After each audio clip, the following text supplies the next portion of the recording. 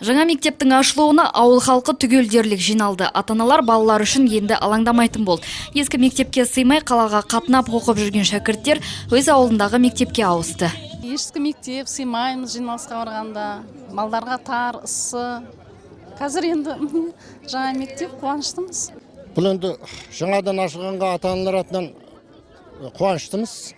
Себебі бұрынғы мектепке балдар сыймай, жеті дейін пайдаланып келді осы уақытқа дейін. Былтырдан бері салынып атқанына бүткіл ата-ана қуанып, біз өте ризашылығымызды білдіреміз. Өйткені мынандай зәулім жақсы мектеп ашылды тез арада. Үлкен қызым 11-ші мектепте оқыды, қалада оқыды. Қазірде осы өзіміздің жаңа қоныс мекенжайымызға көшіп келіп жатырмыз. Бірінші классқа қыз баламды келдім.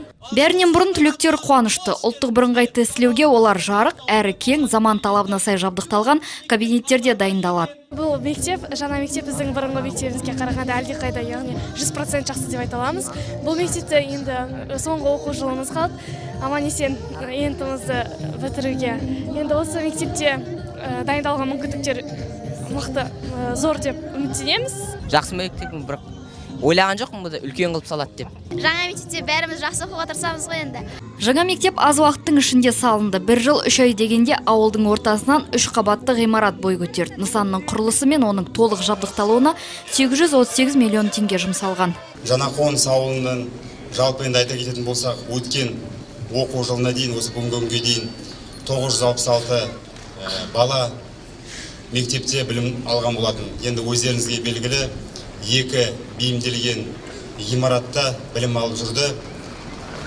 Бүгін мінекей осы биік білім ордасы ашылғасын, осы біздің ел мекенде орналасқан мектеп жасындағы балалар сапалы жаңа осы ашылып жатқан 600 орындық мектепте білім алуға мүмкіндік береді. Білім ордасында 1153 бала оқиды. 184 бүлдіршін мектеп табалдырығын бірінші рет аттады. Олар бүгін алғашқы қоңыраудың үнін естіді.